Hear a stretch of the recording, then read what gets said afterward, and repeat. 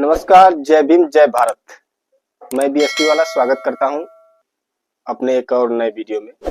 आपने थंबनेल में देखा होगा कांग्रेस भाजपा की बी टीम।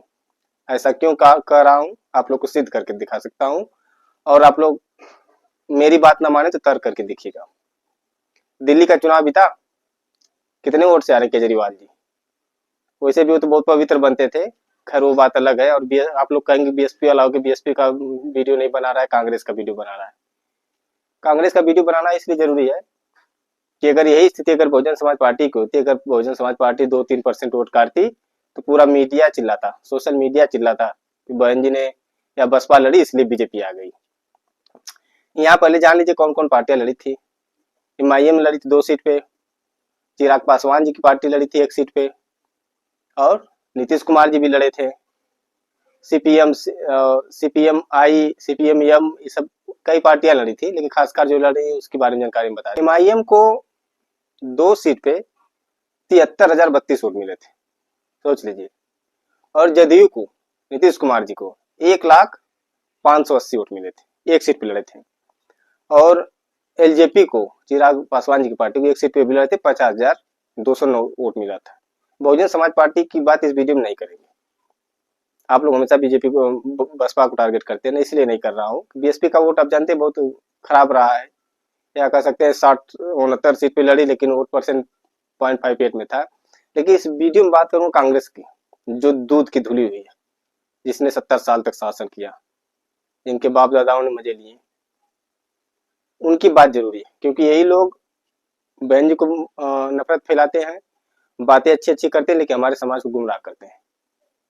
केजरीवाल जी का वोट परसेंट था 43.57, भारतीय जनता पार्टी का था 45.56। ध्यान से सुनिएगा, केजरीवाल जी का 43.57, भारतीय जनता पार्टी का 45.56%, और कांग्रेस का कितना था?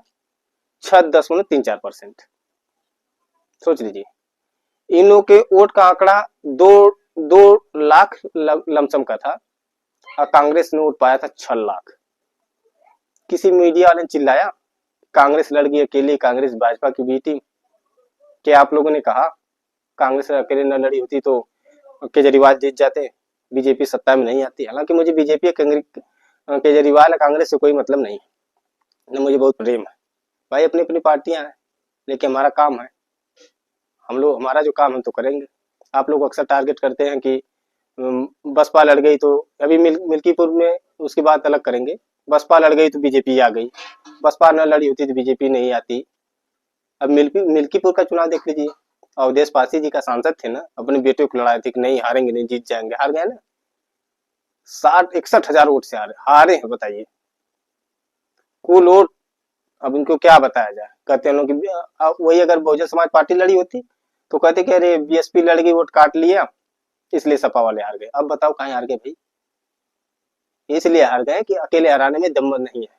बात साफ, अकेले कभी भी आप बीजेपी को नहीं हरा सकते, सपा वाले, कांग्रेस वाले, आम आदमी पार्टी वाले। लेकिन मानना पड़ेगा बीजेपी को, मेहनत भी करते हैं, ऐसी बात थोड़ी। आप लोग ईवीएम का रोना रहिए, अभी देख रहे थे अखिलेश यादव जी हमारे ईवीएम कर रहे थे कि ईवीएम खराब, 37 सीट उसी ईवीएम से लाए। खैर वो बात अलग है। लेकिन दिल्ली वाले जो लोग अक्सर कहते हैं कि Bahujan Samaj party B team है, अब चिल्लाओ ना कांग्रेस बी टीम है, कह सकते हो, है हिम्मत कि बस बहन जी पे उंगली उठाना आता है? कहिए ना कांग्रेस है भाजपा की बी टीम। कांग्रेस अगर मध्य प्रदेश में अकेले नहीं लड़ती, कांग्रेस भाजपा की सरकार वहां नहीं बनती। कांग्रेस हरियाणा में अकेले नहीं लड़ती, भाजपा की सरकार वहां भी नहीं बनती। राजस्थान में अकेले नहीं लड़ती, वहां भी भाजपा की सरकार नहीं बनती। तब तो आंखें आप लोग की दिखती नहीं है, अंधे हो जाते हैं। लेकिन 1%, आधा परसेंट वोट पाने वाली बहुजन समाज पार्टी लड़ जाए तो सबके पेट में दर्द होने लगता है। हम लोग बोल दें तो हम लोग अंधभक्त कहलाते हैं। अंधभक्त कौन है सोचना आप लोगों को है। और अपने समाज, खासकर बहुजन समाज के अपील करूंगा, आप लोग बस इतनी सी बुद्धि नहीं है, सोच नहीं सकते हैं। बस कोई कह दिया कौवा कान लेके उड़ गया, बस देखते कौवा को देखते रह जाते हैं। ध्यान देने वाली बात है ना कि सभी लोग बीएसपी के पीछे क्यों पड़े हैं। हालांकि बीएसपी पे मैं अलग से वीडियो बनाऊंगा, बहुत अच्छी खबर नहीं है, लेकिन इनकी भी क्लास लगनी जरूरी है, और आप लोगों की भी क्लास लगानी जरूरी है। आप लोग सब्सक्राइब करिएगा चाहे मत कीजिएगा, मुझे उसका कोई फर्क नहीं पड़ता। जो बात साफ साफ है मैं कहूंगा। आप लोग भी तर्क करते हैं कांग्रेस क्यों अकेले लड़ती है? कांग्रेस को किसी ने मना किया है मध्य प्रदेश में जाकर बहुजन समाज पार्टी से गठबंधन करे, राजस्थान में करे, हरियाणा में करे, कोई मना किया है? तेलंगाना में करे? लेकिन नहीं, जहां मजबूत रहेंगे वहां किसी से गठबंधन नहीं करेंगे, भले बीजेपी आ जाए। बस बीजेपी की हराने की जिम्मेदारी दलितों की है, मुसलमानों की। कांग्रेस भर भर के वोट ले, बस और कुछ नहीं। तो मैं फिर कह रहा हूँ, कांग्रेस से भाजपा की बी टीम है। कांग्रेस अगर मध्य प्रदेश में अकेले न लड़ी होती तो वहां भी भाजपा नहीं आती। राजस्थान में लड़ी, वहां भी देखिए बीजेपी जीती। गुजरात में अकेले लड़ी, वहां भी भाजपा। जहां जहां कांग्रेस अकेली लड़ी है वहां वहां बीजेपी की सरकार बनी। और आप लोग पूछते हैं बीएसपी को, बता दीजिए बीएसपी कहाँ 5-10% वोट काट दी हो? यूपी के बाद लोकसभा का चुनाव था, कोई नहीं लिया तो वो अकेले लड़ी, दम था अकेले लड़ गई। आप लोग हिम्मत है तो अकेले लड़के दिखाइए, समझ में आ जाएगा। वो तो 9% भी भाग गई बीएसपी। बीएसपी में लाख कमियां, उसकी भी कमियां गिनाई जाएगी। लेकिन आज का वीडियो बहुत तकलीफ हुआ मुझे कि कोई बी टीम का टैग क्यों नहीं दिया। मैं पूरा मीडिया देख रहा था, कोई किसी ने कांग्रेस का दोष नहीं दिया। सोशल मीडिया पे, ट्विटर पे ठीक है सब लोग बीएसपी कमियां निकाले, मैं भी निकालूंगा। कुछ अच्छाइयां कुछ बुराइयां हैं, पदाधिकारियों गड़बड़ी है इसलिए प्रदर्शन गड़बड़ हुआ, वो ठीक है। लेकिन बी टीम का टैग कांग्रेस पे क्यों नहीं लग रहा? आप लोगों ने क्यों नहीं लगाया? क्यों नहीं पूछा कि अगर आप अकेले न लड़े होते तो वहां पे केजरीवाल जीते होते? वैसे नहीं जीते, वो भी ठीक है।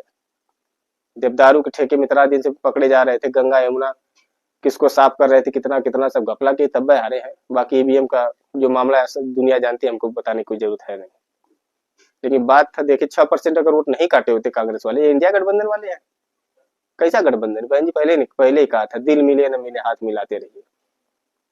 केजरीवाल जी, अखिलेश यादव जी अलग, इधर कांग्रेस सबसे बड़ी पार्टी बनती है, हमारे मसीहा दलितों के मसीहा राहुल गांधी जी अकेले लड़ेंगे भले बीजेपी आ जाए। सच बताएं तो इन लोगों को बीजेपी को हराने में कोई इंटरेस्ट नहीं है। ये लोग तो चाहते हैं कि मिल मिला के हमारी सरकार रहे, चाहे बीजेपी रहे चाहे कांग्रेस रहे।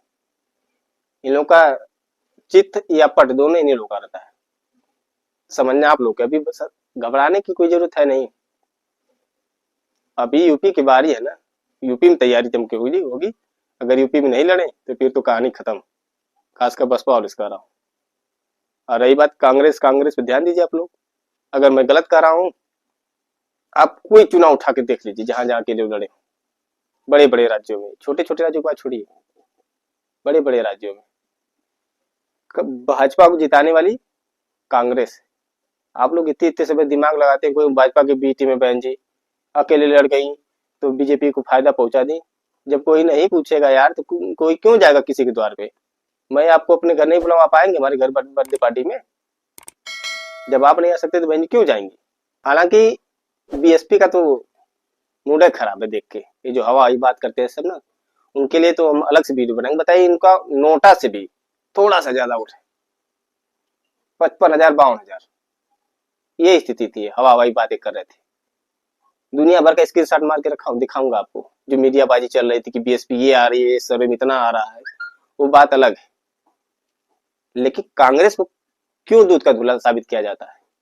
हमारे प्रोफेसर साहब लोग बैठ बैठ के सेल्फी लेते, फोटो खिंचवाते हैं। एक तो राहुल नागपाल जी पोस्ट किए थे कि बीजेपी को हराने के लिए आम आदमी पार्टी को वोट कीजिए। हार गई बीजेपी, हमारा बस यही काम है बीजेपी को हराए, और कोई काम नहीं है।